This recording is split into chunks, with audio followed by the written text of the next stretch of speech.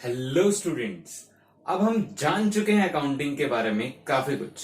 अब हमें आज जानना है अकाउंटिंग इंफॉर्मेशन क्या होती है और क्या क्या होता है अकाउंटिंग इंफॉर्मेशन में इंक्लूडेड। तो देखते हैं अकाउंटिंग इंफॉर्मेशन की डेफिनेशन। सबसे पहले देखो, accounting information refers to the financial statements. किसके रेफर करती है ये?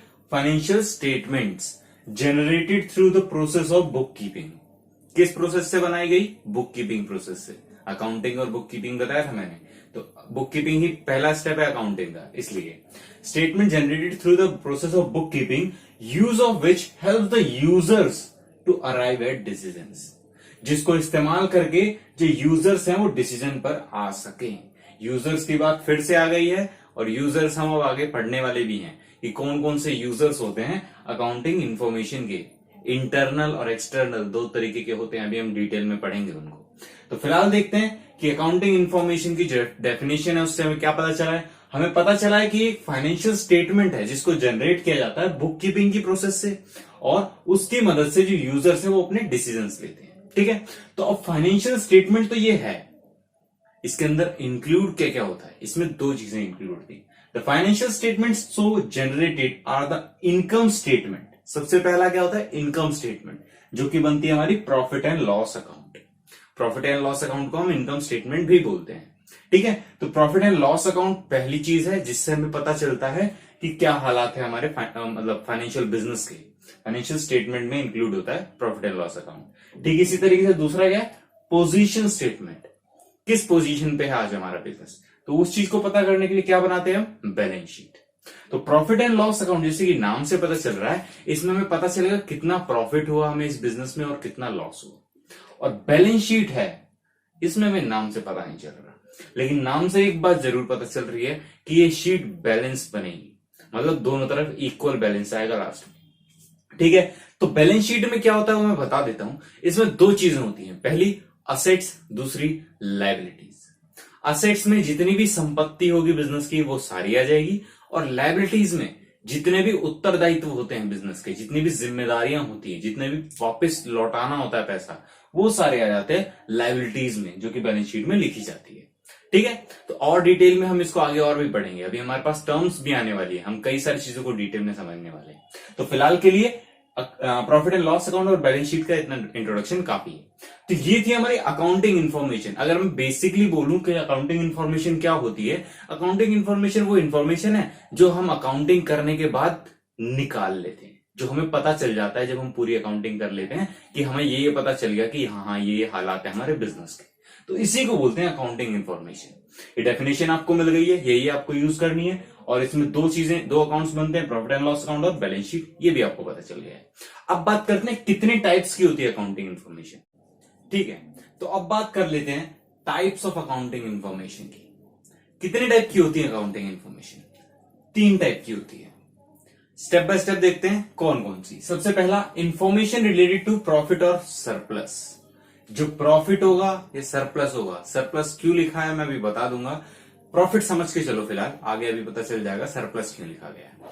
तो जो भी प्रॉफिट होगा वो निकालने के लिए जो इंफॉर्मेशन चाहिए वो होगी accounting information relating to profit, जिससे प्रॉफिट हमें पता चल जाए। क्या होगा? Trading account. अब देखो यहाँ पे दो अकाउंट बनते हैं, मैंने प्रॉफिट एंड लॉस तो बार बार बोला है। इस प्रॉफिट एंड लॉस का ही एक छोटा सा हिस्सा होता है ट्रेडिंग अकाउंट, जिसमें हम सिर्फ डायरेक्ट जो भी दिखती है ना चीजें, खर्चा और इनकम जो भी डायरेक्ट होती है, वो चीज हम ट्रेडिंग अकाउंट में लिख देते हैं। अभी ज्यादा डिटेल में जाने की जरूरत नहीं है, सिर्फ ये इतना समझ लो, जो ट्रेडिंग अकाउंट होता है उसमें ग्रॉस प्रॉफिट या फिर ग्रॉस लॉस का पता चलता है हमें। मतलब एक रफ फिगर समझ लो, पूरा फाइनल नहीं होता वो, उसमें टोटल होता है सारा, टोटल प्रॉफिट और टोटल लॉस, उसमें से भी कुछ चीजें हमें बाद में माइनस करनी पड़ती है। ठीक है, तो क्या हो गया? ग्रॉस प्रॉफिट और ग्रॉस लॉस हमें पता चल जाता है ट्रेडिंग अकाउंट से। तो पहले एक इंफॉर्मेशन तो यहां से मिल गई। उसके बाद प्रॉफिट एंड लॉस अकाउंट से हमें मिलता है नेट प्रॉफिट और नेट लॉस। मैंने अभी कहा ना, ग्रॉस प्रॉफिट में से कुछ चीजें और माइनस होती हैं, तो वो सब माइनस करने के बाद ही नेट प्रॉफिट और नेट लॉस आता है। क्लियर है? तो यहां से हमें क्या पता चल गया? प्रॉफिट पता चल गया, या फिर लॉस है तो लॉस पता चल गया। ठीक है, तो इंफॉर्मेशन रिलेटेड टू प्रॉफिट। अब बात यह है कि नॉन प्रॉफिट ऑर्गेनाइजेशन में प्रॉफिट को सरप्लस बोला जाता है और लॉस को डेफिसिट बोला जाता है। अब सवाल ये उठता है कि नॉन प्रॉफिट ऑर्गेनाइजेशन क्या होते हैं, एनपीओ इसका शॉर्ट फॉर्म जो है वो क्या होता है। एनपीओ वो ऑर्गेनाइजेशन होते हैं जो कि प्रॉफिट कमाने के मोटिव से काम नहीं कर रहे होते। हमारे पास कई तरीके के, जैसे यहां तक कि हमारे जो प्राइवेट स्कूल्स हैं या फिर जितने भी प्राइवेट क्लब्स होते हैं, जो स्पोर्ट्स क्लब्स हो गए, ये जितने भी होते हैं ना, ये नॉन प्रॉफिट ऑर्गेनाइजेशन होते हैं। इनकी एस्टेब्लिशमेंट जो होती है वो इस पर्पज से नहीं होती कि बिजनेस करना है, पैसे कमाने हैं, नहीं।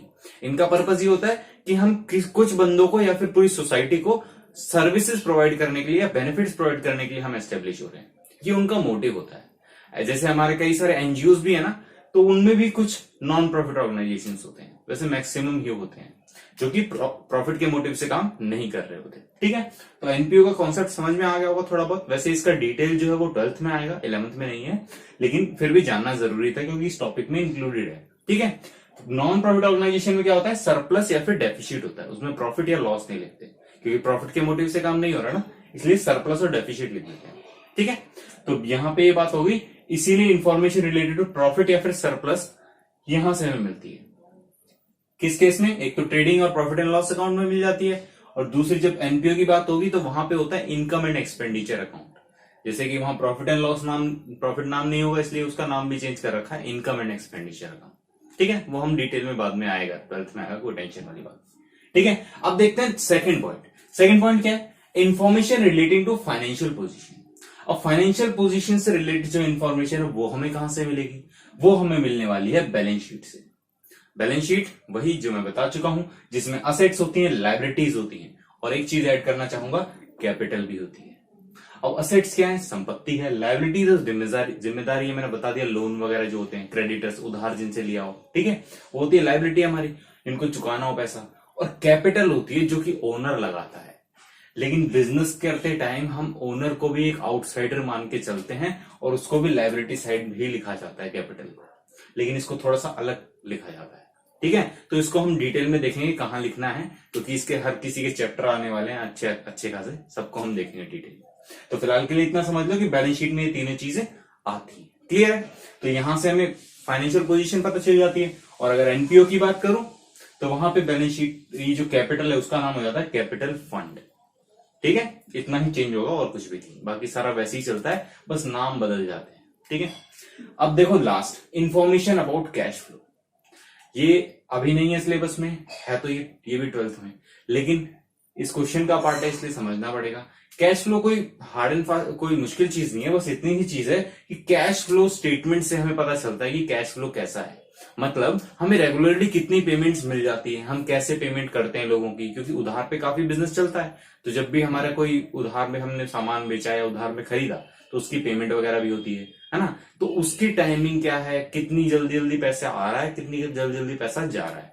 तो कैश से रिलेटेड जितना भी फ्लो है, इनफ्लो और आउटफ्लो, आने वाला पैसा और जाने वाला पैसा, उसकी सारी जानकारी कहां लिखी जाती है, कैश फ्लो स्टेटमेंट में, और उससे हमें कैश फ्लो का पता चल जाता है। ठीक है, अवेलेबिलिटी ऑफ कैश बताता है, हमें ये भी बताता है कि कितना कैश हमारे पास है। अब देखो कैश फ्लो की जरूरत कहां पड़ती है, कैश फ्लो की जरूरत वहां पड़ती है जब हमें बिजनेस को एक्सपेंड करना हो, या फिर बिजनेस का ये पता लगाना हो कि हम बिजनेस के कितने कैश को यूज कर सकते हैं ऑन द स्पॉट। क्यों, क्योंकि अगर कैश हाथ में होगा तभी हम किस चीज में खर्च कर पाएंगे, ऑब्वियस सी बात है ना। लेकिन अगर एकदम से हमें बिजनेस एक्सपेंड करना और कैश फ्लो नहीं है हमारे पास, ये बहुत टफ हो जाता है हमारे लिए। ठीक है, तो इतनी सी बात थी कि 3 इंफॉर्मेशन है, पहली प्रॉफिट या सरप्लस के बारे में, दूसरी जो कि हमारी फाइनेंशियल पोजीशन के बारे में, और तीसरी कैश फ्लो के बारे में। इंफॉर्मेशन 3 ही टाइप की होती है। ठीक है, तो हमने देख लिया 3 तरह की अकाउंटिंग इन्फॉर्मेशन, 3 टाइप्स है अकाउंटिंग इन्फॉर्मेशन के। अब हमारे पास नया टॉपिक आने वाला है, यूजर्स ऑफ अकाउंटिंग इन्फॉर्मेशन। ये जो इन्फॉर्मेशन तो पता चल गई कौन कौन सी होती है, लेकिन इसको यूज कौन करेगा, कौन से यूजर्स है हमारे, जिनकी बात मैं काफी पहले से करते हुए आ रहा हूं। उसमें से कुछ के बारे में मैंने बताया है, लेकिन अब हम नेक्स्ट क्लास में उसको पूरे डिटेल में पढ़ेंगे कि कितने हमारे यूजर्स हैं, और इंटरनल और एक्सटर्नल दोनों को हम अलग कैसे करेंगे। ठीक है, तो आज के लिए इतना ही, बाय बाय।